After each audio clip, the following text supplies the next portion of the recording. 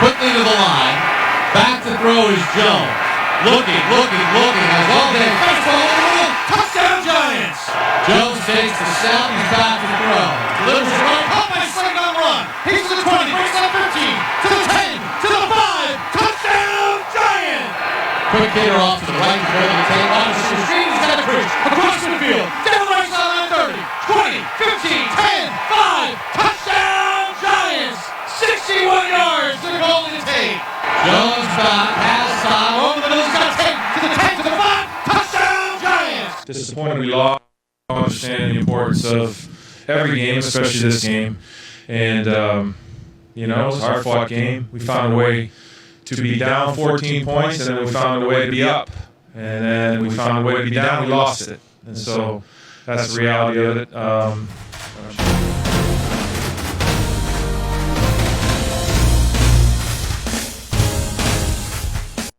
Hello, ladies and gentlemen. Welcome to episode 11 of Drawing About the GMen Giants Football Podcast. I'm Jace Garcia, joined, like always, with Sean Scanlon and Joe Aguirre. This game, I hate myself for getting my hopes up. And I mean, my hopes were up, rightly so. They were winning. I mean, they started off down, like you just heard Pat Shurmur say. They were down 14, came back, were up, and they were only down 7. They had a chance to win, but it just didn't happen. What'd you guys think of the game? A dark spot for Giants franchise. It was a bad loss against the Jets, a team that a lot of people expected us to go in and win the game in the Battle of MetLife. So, yeah, definitely disappointing to see. One of the biggest weaknesses right now, I think, is the secondary. By far, the Giants have already allowed 12 pass plays of 40-plus yards this year, most in the NFL, and they only allowed 8 all of last season. So the explosive plays have to stop. Teams are just throwing over the top like it's nothing against us. So with that, I think that the secondary definitely needs to improve. I think that we need to get some of the young guys in there for the end of the season. Guys like Julian Love, who still hasn't seen significant snaps. They've started to use Ballantyne in there, which is good. You saw Sam Beal a little bit at the end of the last game when Janoris came out. So I think it's time to get those young players some experience in there, get them some reps, and evaluate them going into next season. Another with the defense, Dalvin Tomlinson actually had a pretty good game, as well as Leonard Williams. So the front defensive line is starting to get it done. Dalvin with 9 tackles, a sack, and a QB hit. Leonard Williams didn't put much up in the box score, but he did have 4 QB hits, so he was getting after the quarterback. And then Jabril Peppers actually played another good game, 6 tackles for loss, and a pass deflection. So you see some signs of bright spots on this defense. You see some players that can contribute moving forward, but the secondary is just, there's so much youth on it right now that they're just getting torn up. Offensive side of the ball, Daniel Jones, another great game. Aside from the 3 fumbles, only one was lost. Definitely got to work on that. But over the past 3 games, he has 9 touchdowns, 1 interception, and 840 passing yards. So he's definitely continued to show that he is the next franchise QB for this organization. Saquon, obviously a rough game, 13 carries, only for 1 yard, which is terrible. Obviously the O-line didn't help out, and it didn't help out that 3 of our starters were missing for most of the game. Solder, Jalapio, and then Remmers. So that didn't help out at all. But it looked like he lost his burst a little bit through the hole over the past couple weeks. It looks like he's just starting to run into defenders and catch them instead of trying to run them over. And it looks like he's just trying to be a little cautious for himself. And I think that if you have a player that's being held back from injury, you have to take some snaps out for them, get Gallman in there a little bit more, or you just have to shut him down for the rest of the season, I think, honestly, because there's no point in throwing him out there. Same thing with Sterling Shepard with the big concussion scare. There's no point in throwing them back in there at this point, I think. I think it's time to throw your young guys in there, let them develop, and evaluate from there. Darius Slayton, 10 catches, 121 yards, 2 touchdowns. I said this 2 weeks ago when he had a great game against the Lions, but the Daniel Jones to Slayton connection is going to be huge over the next couple of years. He was a late round steal, 5th round pick. It's looking great right now. Historically, Gettleman's been good with his drafts. So there's definitely some signs for optimism, especially on the offensive side of the ball. But again, a very, very dark spot for this Giants organization. The Giants have allowed 83 quarterback hits. That is the worst in the NFL. We've been talking about this offensive line all year. This was supposed to be one of the strengths of this team. It was the one win now mode part of the entire team, and they've been god awful. You mentioned the turnovers for Daniel Jones. Does anybody believe this kid was not worthy of the 6th pick, though? He's better than Baker. He's better than Darnold. He's better than Rosen, and he's better than Allen. So for anybody who wants to question the Giants, pass it on that group. They made the right move. Saquon's obviously hurt and trying to do too much for a team that isn't going anywhere. It probably would have been in the Giants' best interest to sit him another week. I watched the game on Sunday, and, it's funny, Jace admitted just before we went on air here that at points he thought the Giants looked like the better team. And I assume that was when the Giants went ahead those couple of times, because to me, the Giants didn't look like they were as good a team as the Jets. Now, I think when you look at some of the talent, I think it's Saquon's good, Jones is better, Ingram's good, Slayton, really what a great steal he's been. But as a team, the system and everything, I knew the Jets were going to win the game. I had no disillusion that the Giants were going to pull out. I said I thought the Giants might score one more time, go ahead, only to blow it late, because it's been more of that. This Giants team still doesn't remember how to win and close out a game. That's obvious. Pat Shurmur, I think, continues to be the problem. I think his play calling is terrible. I don't think he puts this team in the right position to be able to win football games, and it's a shame. But here's the thing. The Giants are losing, and that's exactly what I've been preaching all season. Right now, they're sitting at the number 3 pick in the draft. Yep. If they lose 4 of their next 6, and that's very likely, they'll probably secure one of the top 3 picks in this draft. And I think that's great, because here's the thing. The Giants went into that game against the Jets, and they were 2-6, and the Jets were 1-7. And so I think in everyone's mind, that extra win and the fact that Jets lost to the Dolphins, I think we're trying to convince ourselves that maybe the Jets are a total disaster. Don't forget Darnold missed all those games with mono. It's just so weird. But I think if you're taking an honest look at this Giants team, they are getting better in certain areas. The secondary is a disaster. It seems when the defensive line doesn't get pressure, the secondary gets lit. It's almost automatic. If they don't get the pressure, forget about it. It's like the secondary has no chance. I don't know why Aldrich Rojas still has a job. That's just, as bad as things are, he finds a way to make things worse. There is some upside to all this. The Giants' schedule from here on out, with the exception of the Dolphins and the Redskins, one of the 2 teams they beat. And don't forget, they shouldn't have beat Tampa. That shouldn't have happened. This should be a 1-win Giants team right now. They've got maybe 2 winnable games left on the schedule. And assuming they split those games, let's say they ride out 1-6, I think we're right where we want to be come draft time. Maybe Chase Young, because to me, that's the kind of guy this Giants defense needs. You need somebody like that you could sort of build around, because you got some nice pieces. I don't know that there's a piece to build around right now. And I think ultimately when you look at how to fix that defense, I think you need that guy.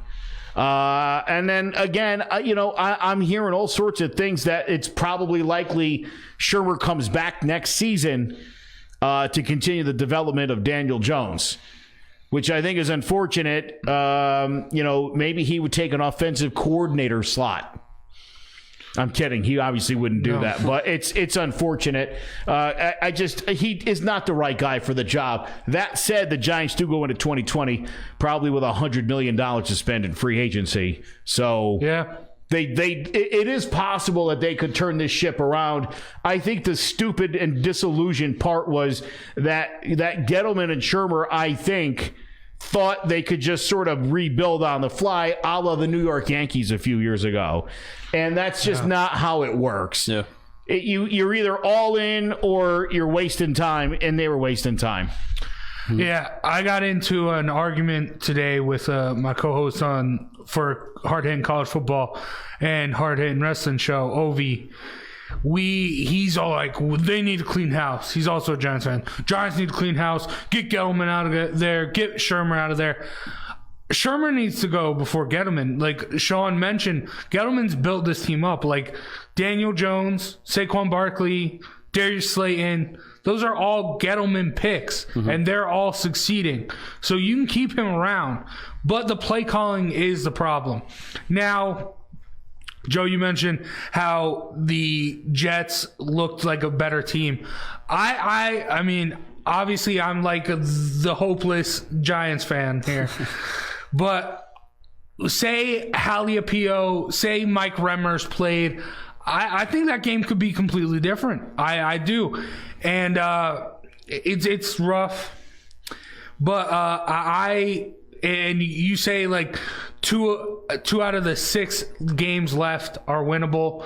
But right now, who knows? The Giants love to just tug at your heartstrings. Who knows? Maybe they pull out some stupid win against the Eagles or something. And goodbye, Chase Young. Here's someone else, and let's hope that he's just as good, which he won't be. But is that what you want? No! Would you like to see the Giants win 4 out of 6, and get like the 9th pick? No, because I'm watching these games and I'm thinking, this is. I love the Giants. Believe me. I mean, it ruined my Sunday to lose to the friggin' Jets. The Jets are my Mets. I can't stand them. And the rare time you face them head to head, you just want to smush their face in. But again, for me to watch that game, it was very clear to me that the Giants were the second best team on the field. And that's a sorry state of affairs. Again, it's the Dolphins, the Bengals, the Redskins, Giants, and then Jets right in front of them. That's the worst 5 teams of football. Yeah, some people could even argue that the Dolphins might be ahead of the Giants right now after winning the past 2 games. We'll see. I wasn't even going to say that. But I don't. It's a possibility. I mean, you never know. You mentioned the talent disparity on this team. There's just, especially in the secondary and on this defense, there's just not a lot of bona fide playmakers that have, or at least proven themselves in the NFL to this point. And we were talking about how Gettleman's been good in the draft and how they're going to have a lot of money to spend in free agency this year. But the bad thing about Gettleman is that he's historically a good drafter, but in free agency he's been terrible to this point. The only 2 free agents that have really contributed in a positive way over the past 2 seasons since he's got here are the 2 Goldens this offseason, Golden Tate and then Marcus Golden, the edge rusher. And for Marcus Golden, he's on a 1-year prove-it deal. We don't even know if he's going to be back next year because someone's going to be throwing a bunch of money at him in the offseason trying to get another proven pass rusher. So I think that it's great to know that we're going to have a lot of money to spend in this offseason to try and, turn the ship around. But at the same time, I don't know if I trust the person who's going to be spending all this money. Yeah, I don't know. I mean, also, I'm going to try and look at the bright side. Sterling Shepard's been out, multiple concussions. Evan Ingram, obviously, the foot. And then both Halilapio and Remmers didn't play. And now, adding on to that, Nate Solder, Janoris Jenkins, and Rhett Ellison all left the game with concussions. So, I mean, injuries are obviously a problem, too. I think a healthy Giants team could have won that game. Yeah, we still haven't seen the combination of Ingram, Shepard, Saquon, and Tate at any point this season. In any of the games, we haven't seen all 4 of them, include Daniel Jones, all 5 of them in the field at any point this season. So I mean, in the offense, we still haven't seen the offense at full strength. And you mentioned more injuries on the defense. We've been beaten up all season, even though we shouldn't hang on that as an excuse. I think that you have to look at it at some point. We really haven't been at full strength, especially on offense all year. The concussions have been pretty numerous of late. Yeah. Mm-hmm. You know, you'd expect it would be more the fans banging their head up against the wall, watching these awful games, getting concussions. Look, there's a lot of things wrong right now with the New York Giants, and here's the cool part is, again, you got Saquon. Right, you got Shepard, you got Jones, you got Slayton, you got Ingram, you got Hernandez, you got some good young pieces on offense. Obviously on defense, there's some young guys in there, and we're seeing some of these guys get some more PT. I think we know who's got to go on that defense. Ogletree, just to name one. Janoris Jenkins, Anton Bethea. There's a lot of problems back there. Obviously DeAndre Baker, hopefully maybe in another year he'll have time to learn the defense and the schemes. That would be nice. That would be great, man. I love the idea that guy's pretty much just out there just kind of doing whatever. That's kind of what I did when I played in high school. I only knew like 4 out of the 20 plays we called, and I only knew the ones where I was getting the ball or going out on a pass, and it worked. I got yelled at every now and again in practice. What are you doing? You guys have no idea. They didn't want to assume I didn't know the playbook because they thought I was the smartest guy in the team. Yeah, that's a real problem. Yeah. Here's the ultimately, I think the Giants have to sit down and evaluate the coaching staff. I think we all thought a lot of James Betcher. And the defense has not. It's been horrible. It's been horrible. The Giants, when it comes time to make a stop, never make a stop. No. Every time they need to, you're like, if they just first down, touchdown.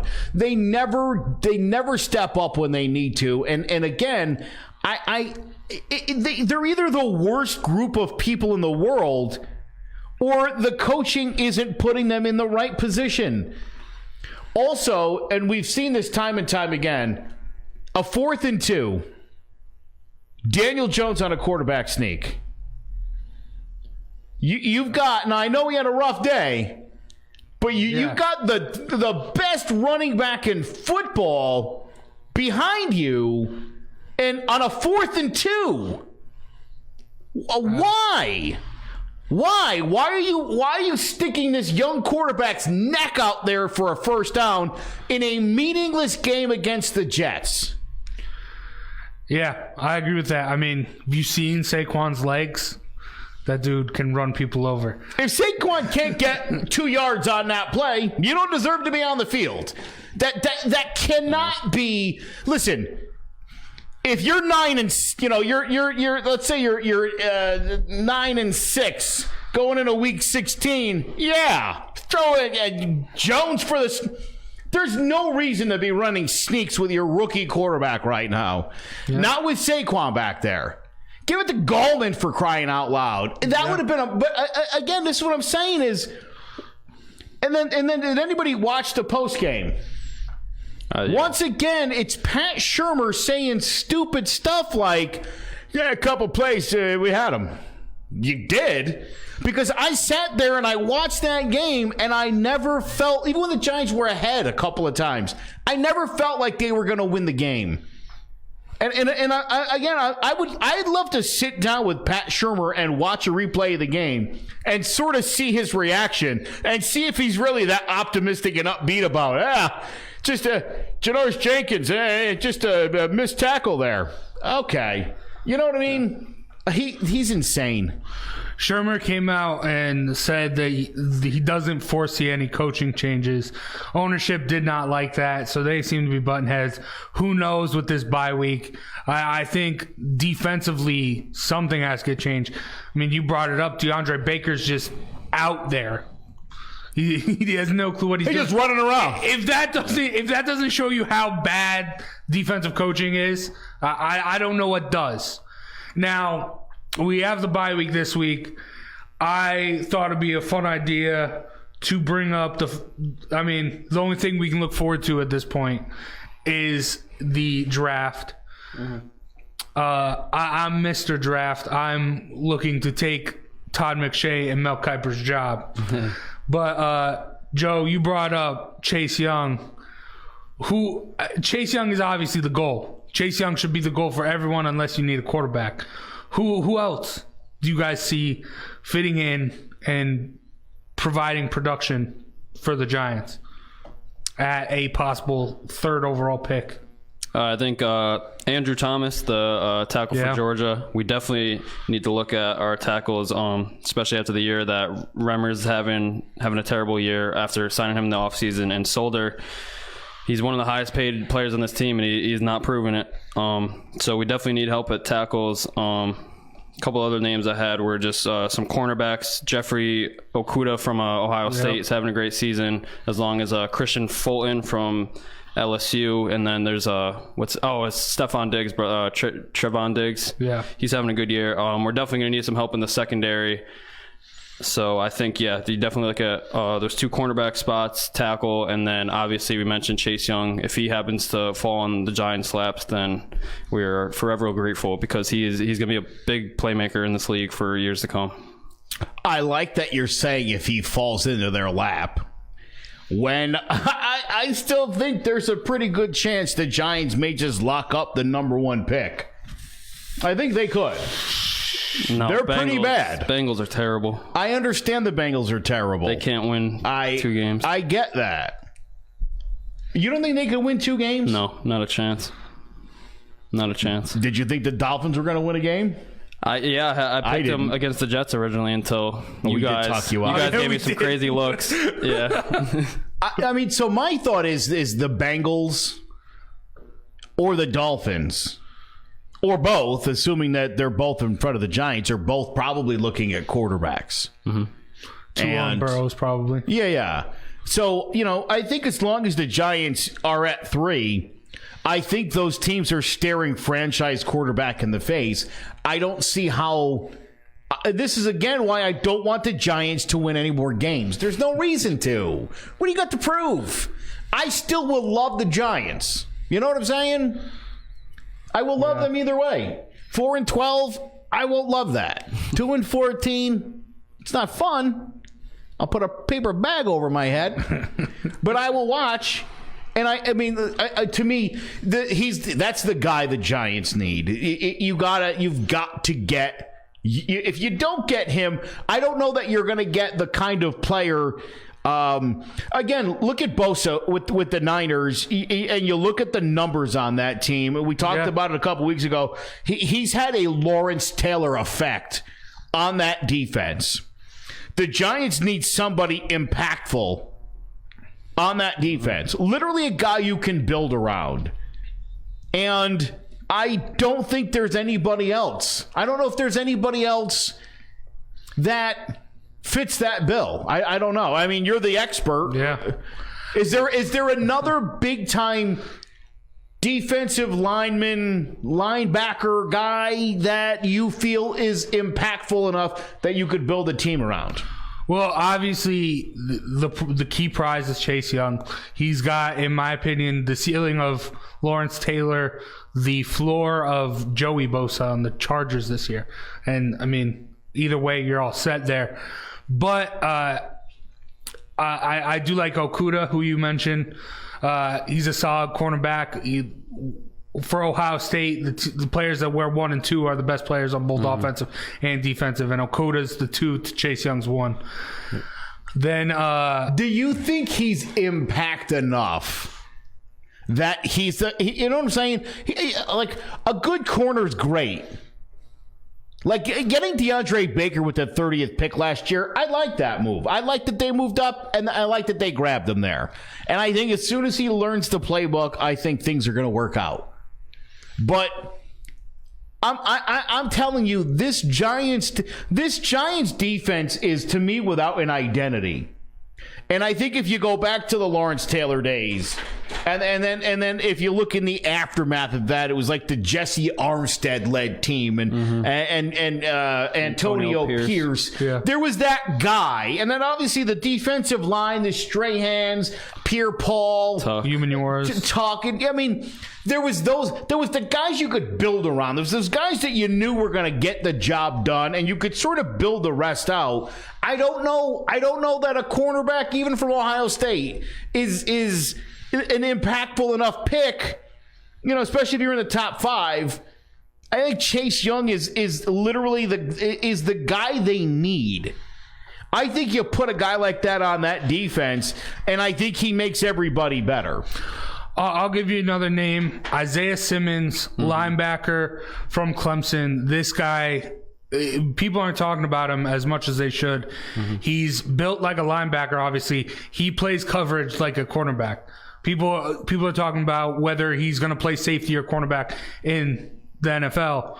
But he's got the size of a linebacker, and he can come downfield, and he's an outside linebacker, so he can he can rush too. So I think that is the second best you got. Okay. Other than that, I do like Okudah a lot. Even with Chase Young being suspended last week, the Ohio State's defense still put in work, still stopped them, and they'll have an easy job this week against Rutgers. But Chase Young has done a lot, but Okudah is definitely the second best player on that team. And that team, and regardless, they have been putting up.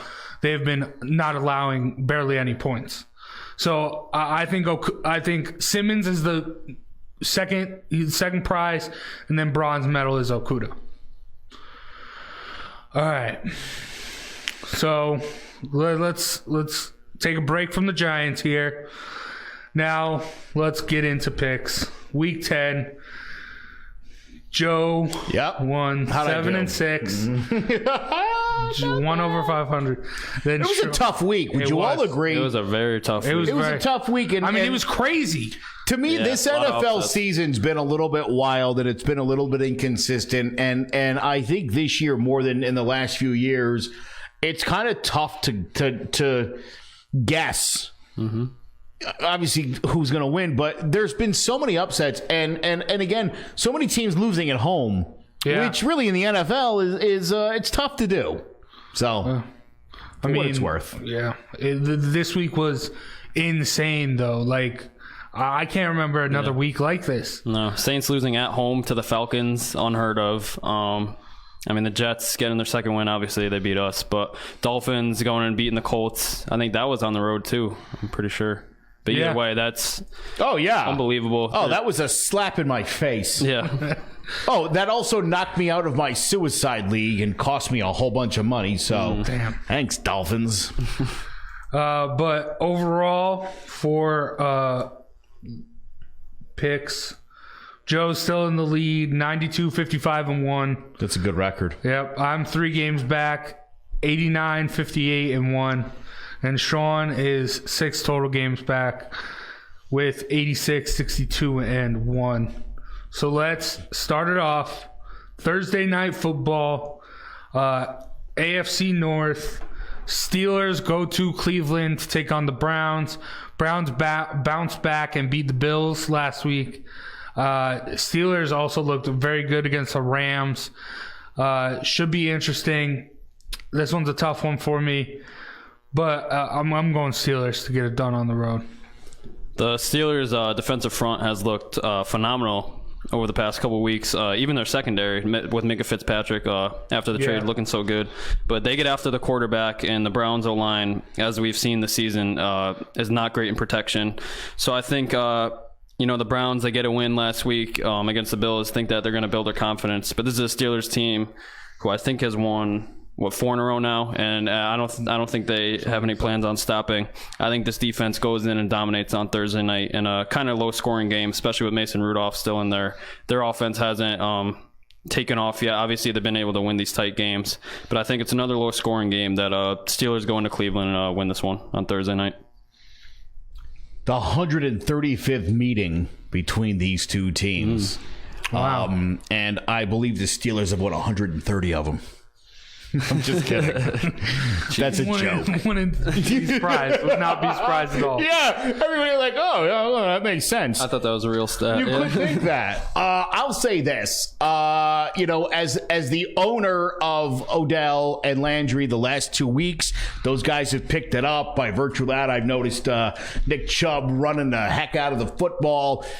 It seems like the Browns have sort of figured some things out. They got off to a terrible start. First home win of the season, if you can believe that. Wow. I am going all in on Baker and the Browns getting it done Thursday night at home. How you like that? I mean, it's Movember and Baker Mayfield's got that mustache. It's sir. Could be his week. Yeah, and I mean, they already had Jarvis Landry and Odell as that dual-headed threat through the air. Now they got Kareem Hunt, who came back last week, dual-headed threat through the ground. Mm-hmm. So it's not a bad pick. And the Steelers, I totally forgot what I was going to say there. But moving on, Cowboys at Lions. Cowboys lost to the Vikings last week. Lions have been looking pretty solid. They've been looking like one of the better teams in the NFC North. Have struggled to win some games. They're still possibly looking at a wild card spot. Cowboys, whenever a team's decent, they struggle. I mean, they struggled a little bit against the Giants till that stupid black cat came out on the field. Whenever I can pick against Cowboys, I pick against Cowboys. So Lions are going to get it done at home at Ford Field. Yeah, I also hate to pick the Cowboys, but unfortunately this week I'm going to have to do it. Matt Stafford is still questionable at this point. That's a big key to this game. I think if Jeff Driscoll's in there, then I'm going to take the Cowboys all day. I'm still going to go Cowboys though here. Lions they've been in close games this season, but they've struggled to close out those close games. They've lost a lot of close games, and at home I think that Cowboys, after a tough loss, they go into Detroit and they win a tight one down the stretch. If Matt Stafford plays, then maybe we get a better game. A lot more offense, but I think that the Cowboys will still be able to pull it out. Yeah, I feel like the Lions, not to the caliber of the Giants, but I still think that they struggle to close games out. I think kind of nailed that one. And again, I think with Stafford being still questionable and with apparently broken bones in his back, it's scary. I hate the Cowboys, but I'm going to take a healthy Dak Prescott in this one. All right. The stat I remember for the Steelers, James Conner's back. Oh, yeah, that will help. Nice. Yeah, that should help. That should help. Yeah. Wish you would have mentioned that before I made my pick, but all right. And then we got the AFC South, Jags at Colts. Nick Foles is back. Colts rough loss to the Dolphins. How is this not the Thursday night game? Yeah, I feel like this is what the Thursday night game usually is. It's Yeah. usually two crappy AFC South teams. Yeah. Oh, no, that's normally the Jags and the Titans. You get the diarrhea color. Yeah. But Big Richard Nick's back. I'm going Jags to get it done. I didn't even equate that into my pick, but even with that, I'll still go Colts with Colts had Brian Hoyer last week. I said last week that he looked decent aside from the pick six in the game the week before that, but obviously that didn't come up to show. He had a pretty rough week against the Dolphins, but getting Jacoby Brissett back will be big for this offense. Colts defense has been great this season. I expect them to get some pressure up front against Nick Foles in his first game back. I think that, we said AFC South games are usually ugly ones. I think this would be another pretty low-scoring game, but I think that the Colts will be able to pull it out probably by a field goal late in this one. I agree. Getting Jacoby Brissett back will make a big, big difference for the Colts because without him, Brian, here's the thing.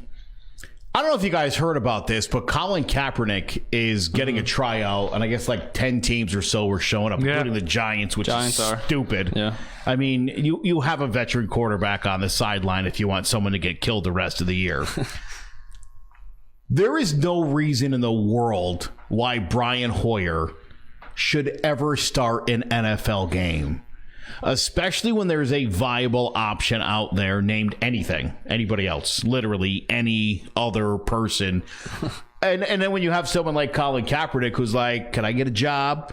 And Brian Hoyer's out there starting a professional football game. There's something wrong with that.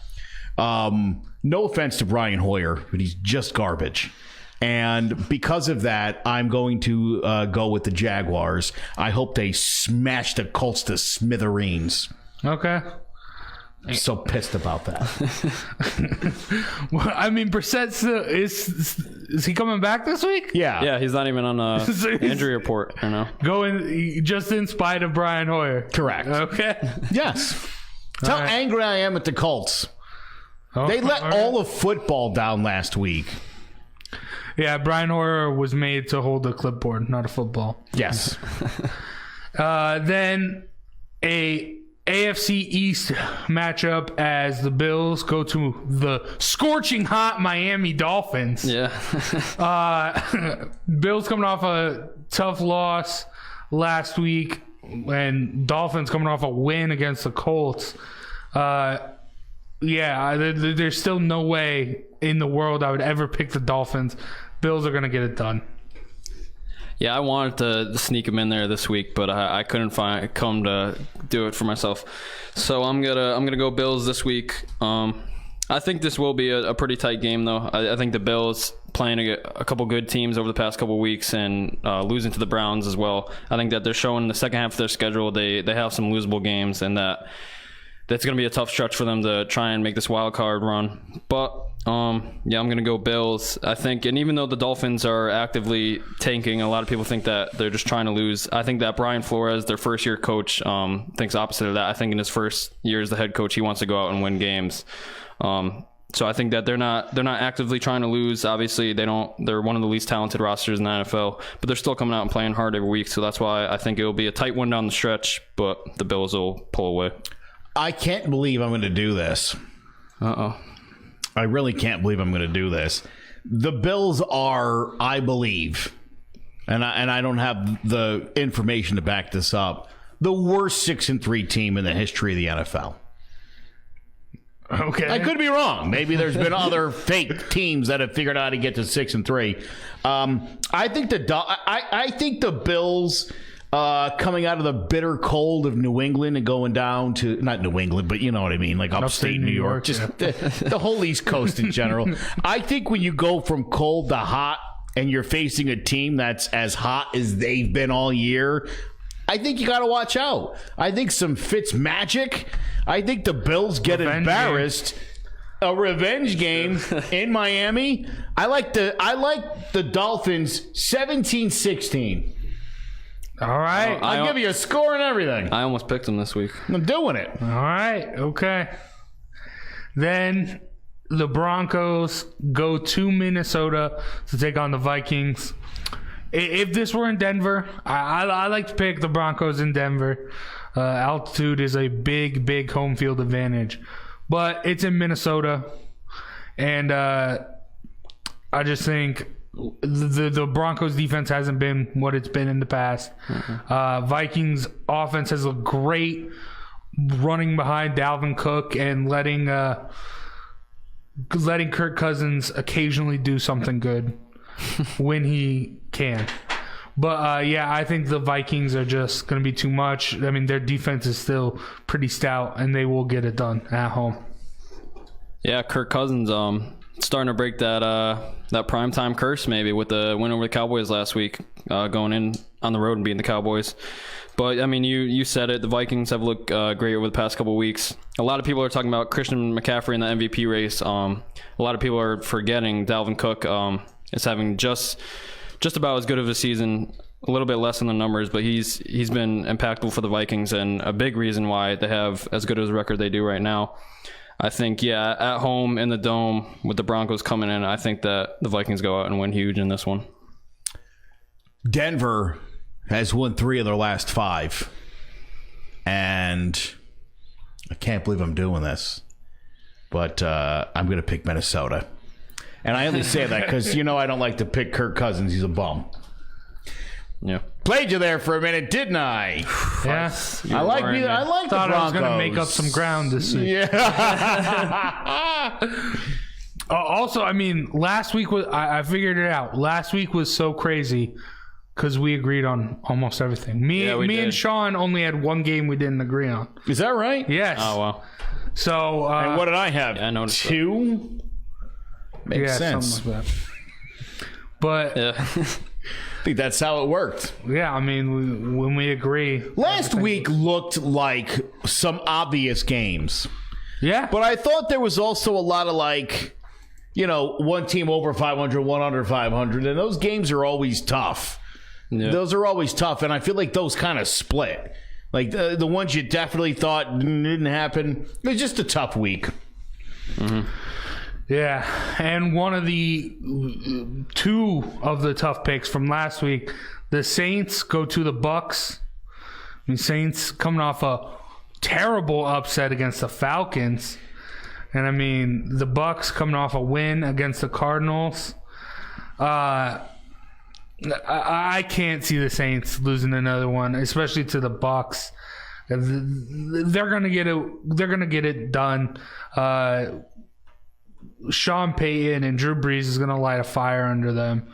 And I would not be surprised if this is a shellacking. Yeah, there's no way Sean Payton could be happy right now after the embarrassing home loss to the Falcons. I think that the Buccaneers, they're a very tough team to read. They're very up and down every week.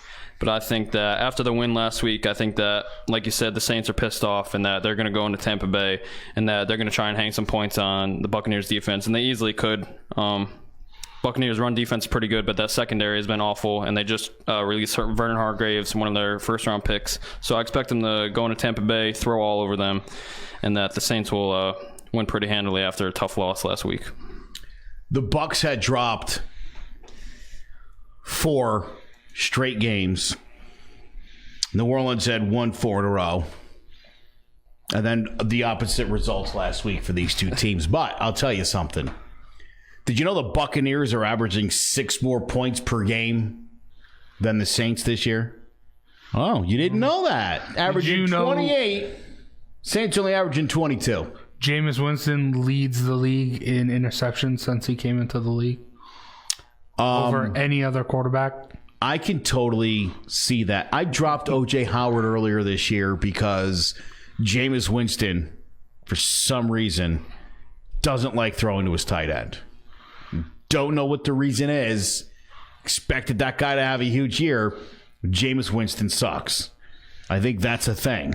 Yeah. Mm-hmm. But I think where we stand right now in Tampa, I'm going to take the Bucs. I think the Bucs. No. Don't you dare look at me like that. Let me tell you something. The Buccaneers lost a lot of games. 3-6 on the year. Every one of those games, they've been in it. This team could very easily be 6-3. Maybe 7-2. Yeah. I have looked at their schedule. They have been in very close games. It's been close, and I feel like that win last week against Arizona and the way that game went back and forth, I just feel like this is one of those kind of turn-the-corner games for them. I think they're going to be at home, riding the wave. New Orleans, something ain't right there. Alvin Kamara had 4 carries last week. He was virtually useless. So, going all in on Mr. Winston.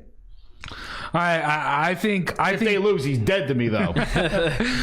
I think the real key for the Bucs is, can Jameis throw to Mike Evans?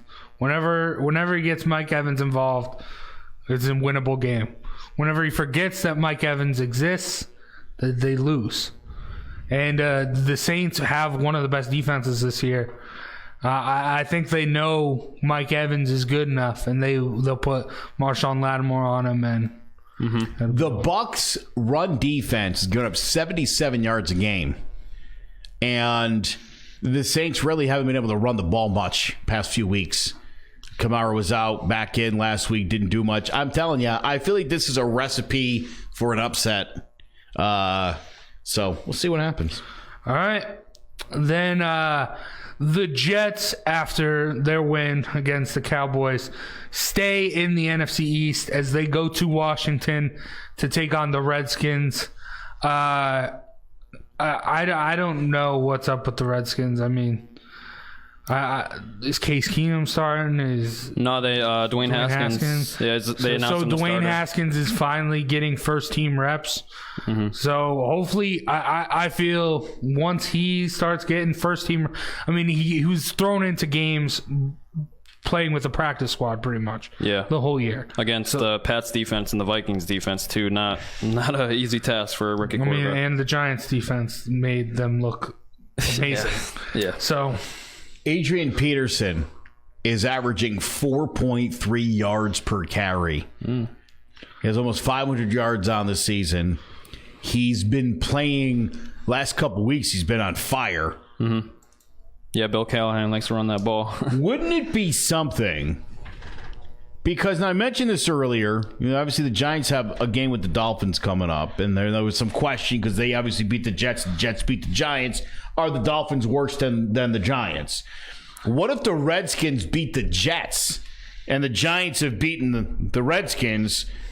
Does that, I mean, right? Wouldn't that make sense? It would just muddle how bad both New York teams are compared to the other two teams outside of the Bengals that people consider the worst in the game. Interesting. Yeah. I'm going Jets here to get it done. Darius Gase is also back for the Redskins, so I would expect him to get more of the carries than AP. But yeah, I picked the Jets. They looked great stopping Saquon Barkley, and Saquon Barkley is, granted, he might be a little injured, but he's still a stud. Mm-hmm. Yeah, this Jets run defense in terms of yards per carry, they're number one in the NFL right now. And we saw it firsthand Sunday. Saquon got shut down and had literally nowhere to run. I think that they continue that this week against AP, and Darius Guy's coming back. I'm sure they'll probably split the carries after him coming off of IR. But yeah, I think that in the Jets, they got after the quarterback against the Giants. I know that the Giants don't have one of the best offensive lines in the league, but neither do the Redskins, especially with Trent Williams out. I think that they'll get after the young quarterback in this game. They'll stop the run, and that Sam Darnold will do just enough maybe to beat the Redskins. I'm going to go Jets. I'm convinced that Dwayne Haskins will have a good game. Okay. I think that the Jets are probably buying their own BS, if you will. I think they're patting themselves on the back for beating a crappy Giants team because everybody told them the Giants were better than they were. And that wasn't true. ESPN's Football Power Index actually has the Redskins favored to win this 57.5%.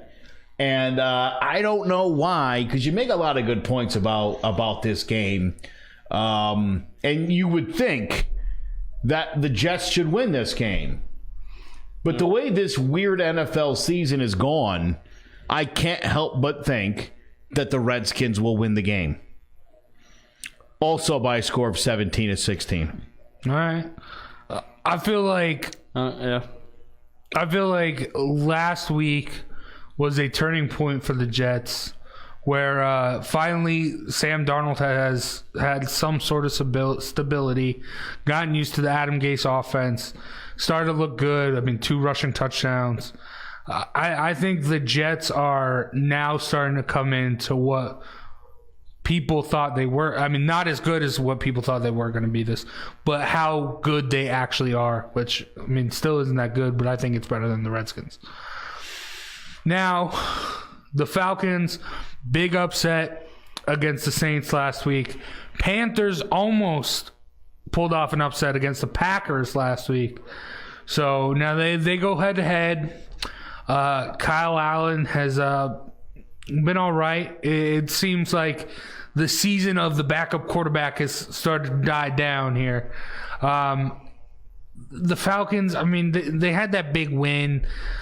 I don't know how. I still don't think they're that good. I mean, riding off some hype after Matt Ryan coming back, but Panthers are right now the 4th best fantasy defense in fantasy football. So Panthers defense is stout. Kyle Allen has done enough to show that he can win games.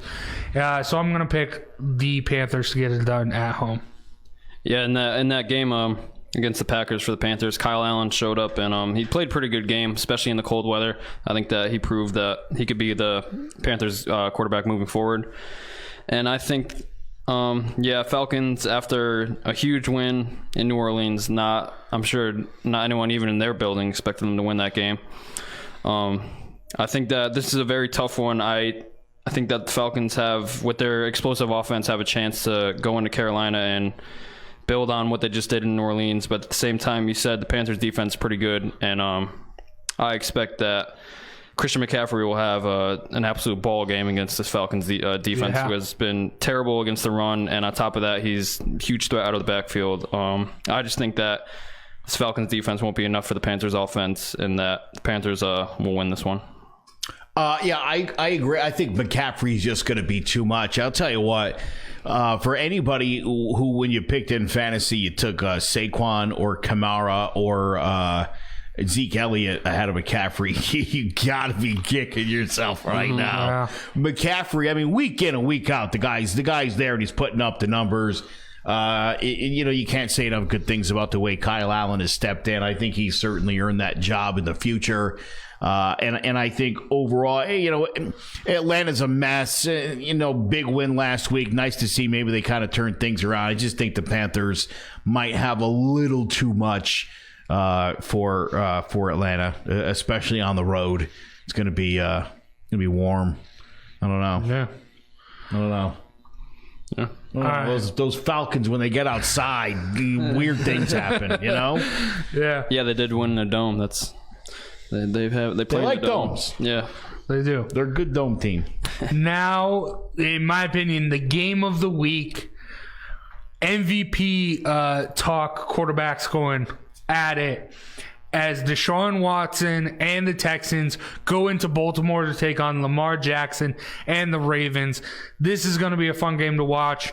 Deshaun Watson and Lamar Jackson going at it. I think the key here in a game like this, it's going to be defense. And J.J. Watt's out for the rest of the season. That's the best player on the Texans and probably the only good defensive player on the Texans. The Ravens, they've shown after the Marcus Peters trade, and I mean Marlon Humphrey is a beast. They've shown glimpses of a solid defense, and I mean, did they coming off a bye? I mean, no, they demolished the Bengals, and before that they beat the New England Patriots. Ravens are for real, and they're going to show it again at home as they beat the Texans. This is a really tough one, I thought. You got the two MVP candidates probably at the front right now, Lamar and Deshaun. But Russell Wilson. Well, Russell Wilson too, but two of the top three, I would say. But anyways, both these offenses are super explosive. Ravens like to use their run game to get into that pass game, and I think that they'll have success with that against the Texans. Other than DJ Reader, the Texans D tackle, they're not super stout against the run up front.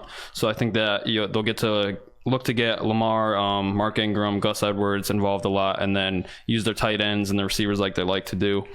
And I think that they'll have success with that, even though on the other side, the Ravens secondary has looked great over the past couple of weeks, but going against this attack with D-Hop and Will Fuller and Kenny Stills, I think that it might be problematic for them. So I expect a lot of points in this one for sure. But I think that eventually in the end, the Ravens will pull it out probably by a field goal at home in this one. The last 3 weeks, Baltimore's defense has been ridiculous.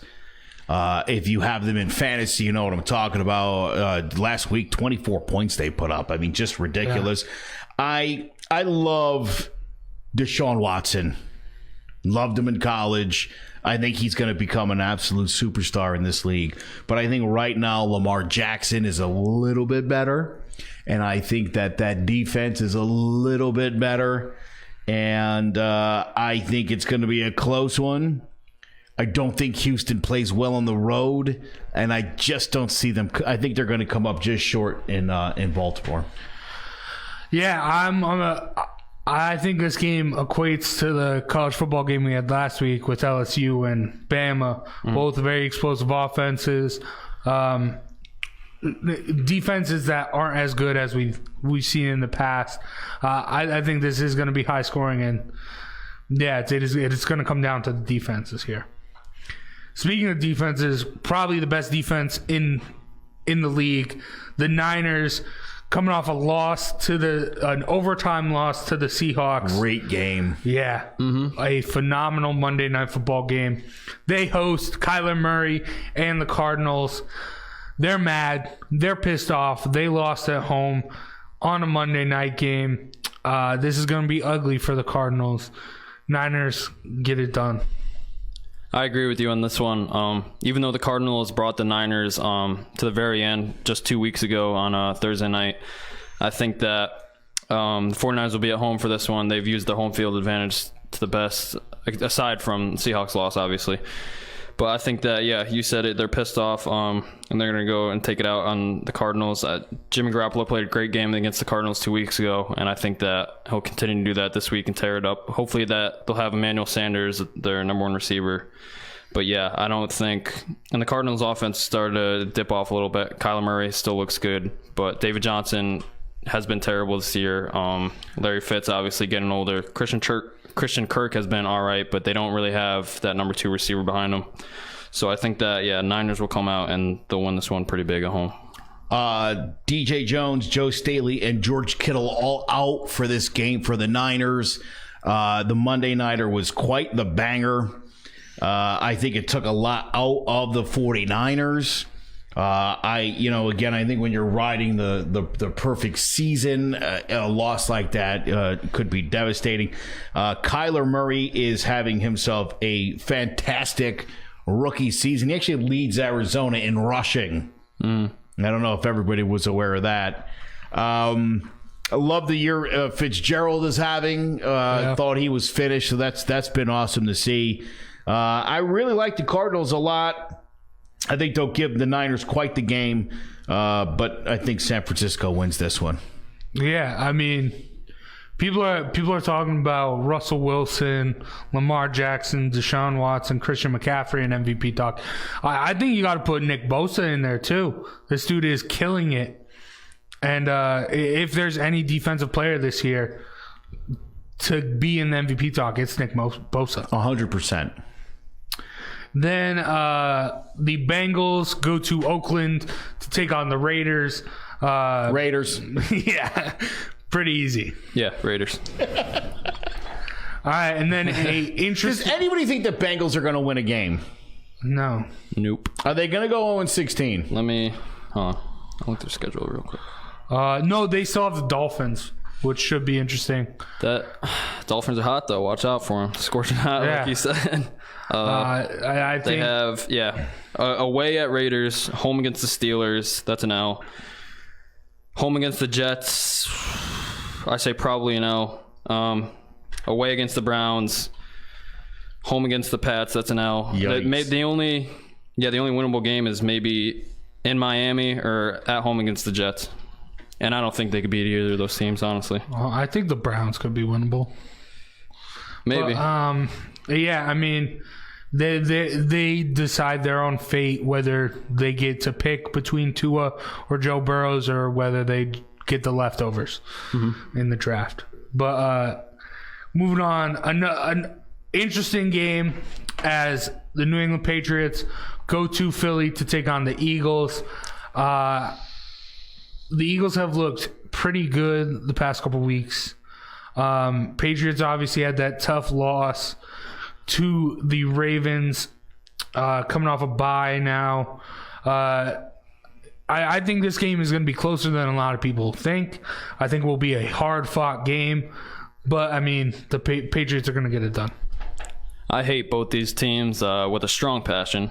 So another tough one to pick, but I think, I agree with you. I think it will be a lot closer game than people think. And I was about to go Eagles in this one at home after they've been looking good the past couple weeks, but I don't think Pat's coming off the bye after a tough loss against the Ravens. Belichick is the best game planner in the league. I think that he'll be ready to go into this game.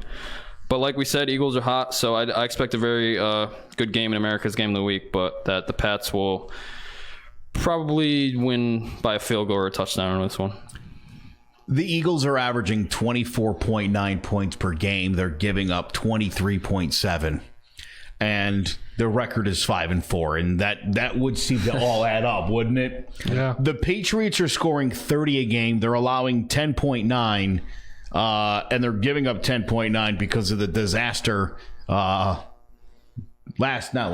weeks ago, yeah. So I think if you look at the numbers and sort of the way this works, and I know the Eagles are playing better, I just don't think they're going to find enough offense against a very good Pats defense. Coming off a bye, Belichick, there's no way. And I'll be honest, I don't even think this one's going to be close.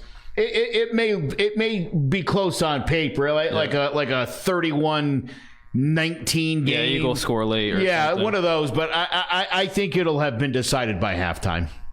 All right. And then for the primetime game Sunday night, the Bears go to LA to take on the Rams. Rams have started to struggle here a little bit. Mm-hmm. And the Bears, they're coming off a win against the Lions, who did not have their starting quarterback, but they've also struggled. And preseason people were talking about them going to the Super Bowl. Mm-hmm. But this is a tough one to call. I'm just going with what's been more consistent, and that's the Rams here. It's going to be a tight one, as all Bears games are, but the Rams will pull it out late. I think this was probably the toughest call of the week, honestly, the Sunday night game. Yeah. I'm going to go Bears in this one. I think that Rams have been struggling. Jared Goff has not looked the same ever since the Super Bowl last year. He's had a pretty rough year this year. And I think that the Bears front will look to get after him, and I think that they will succeed in this game, especially with a couple of the Rams offensive linemen getting hurt last week. Rob Havenstein, their starting tackle.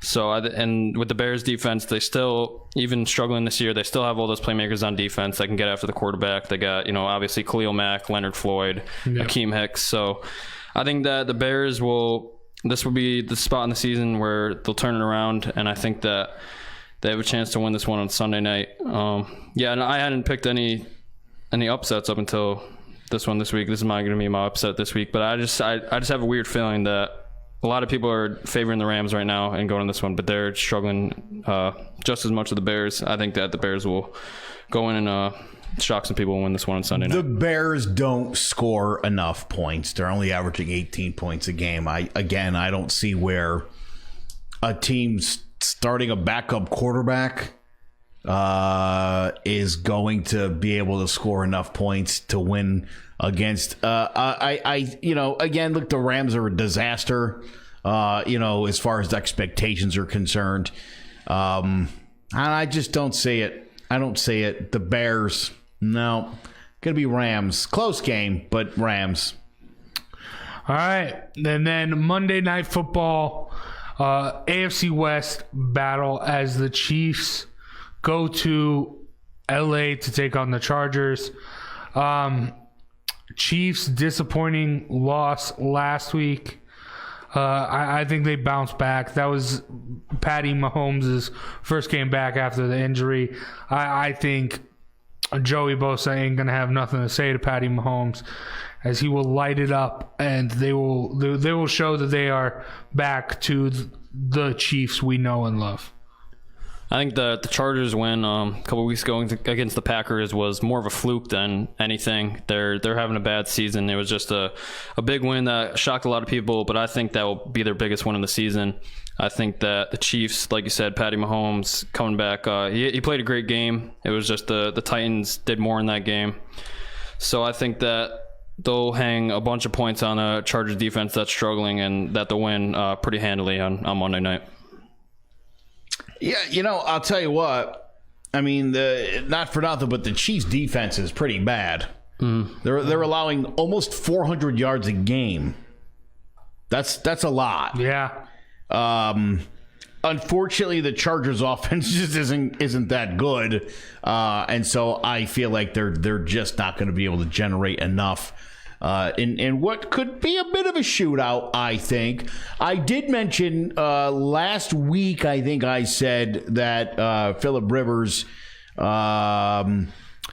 it lost his edge, and you pointed out he was leading the NFL in passing yardage. Yeah. And then what happened?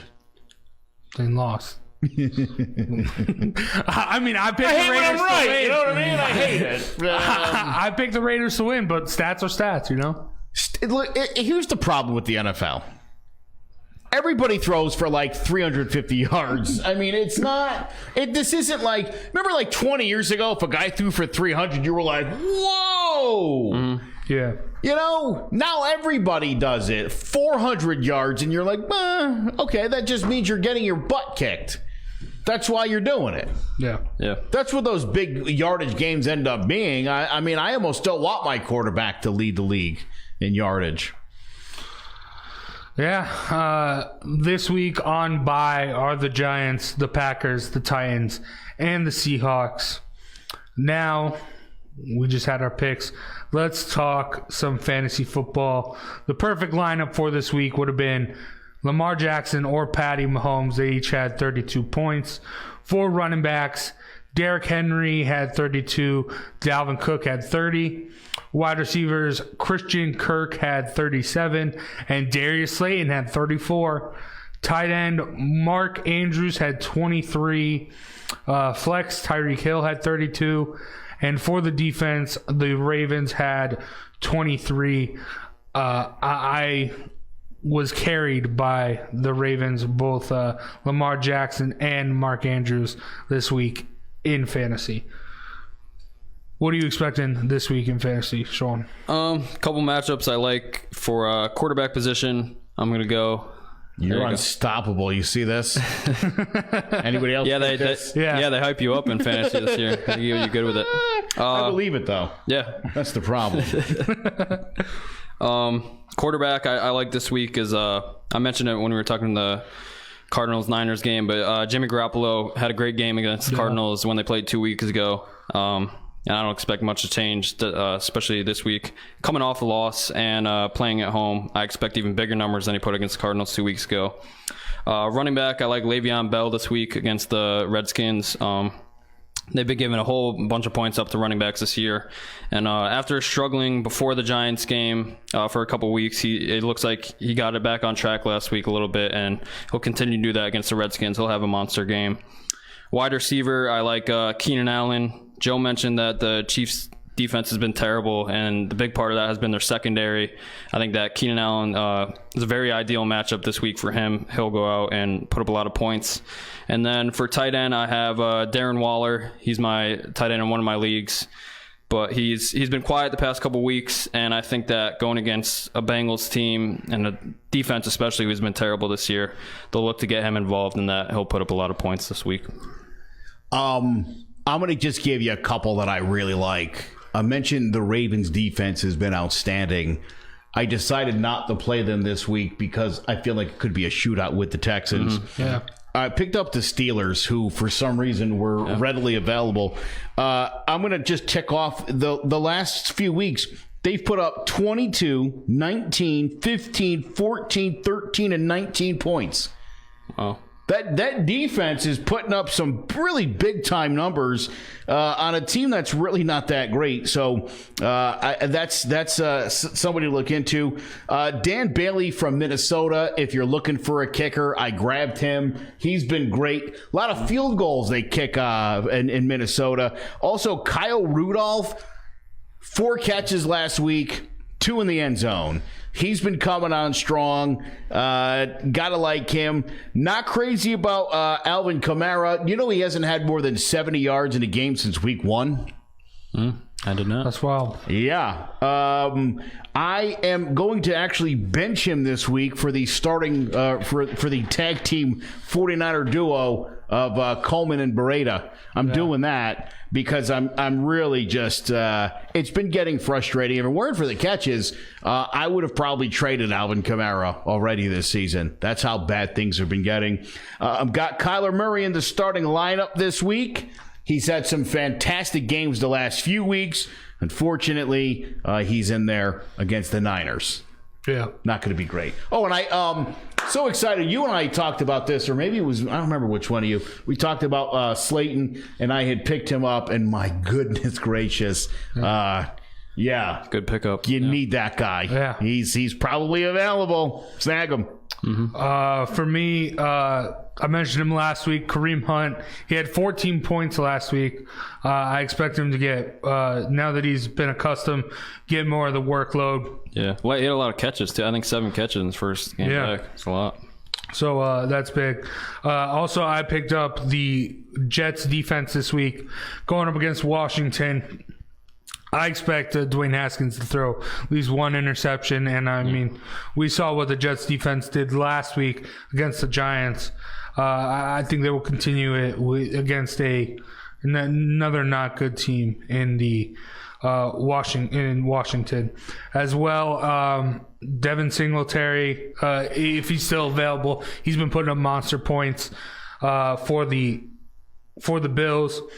As well as, like I mentioned earlier, Darius Geis is back. If you can find him, if you have Adrian Peterson, might as well pick up Darius Geis too. Handcuff him. See there. And Joe mentioned how bad Alvin Kamara has been doing. In one of my leagues, I've had Alvin Kamara and Latavius Murray. I've been starting them, getting some points. Beretta's out. Scrap it. Going Carlos Hyde this week. Hyde's been great, by the way, for Houston. Yeah. He's been a real stud, man. I picked him up in like week 3.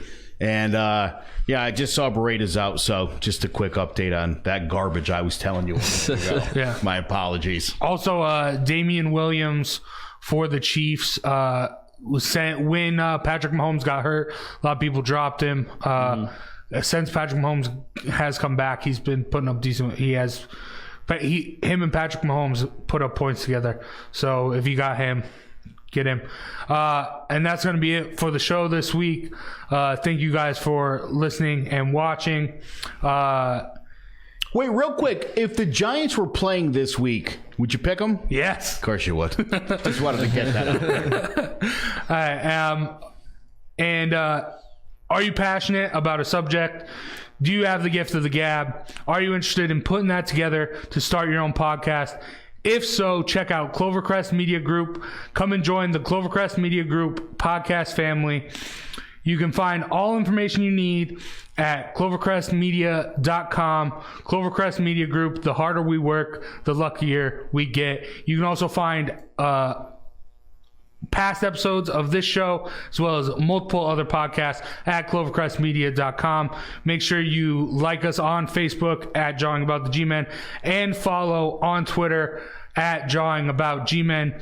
Thank you for listening. Thank you for watching, and we hope to see you next week. Take care.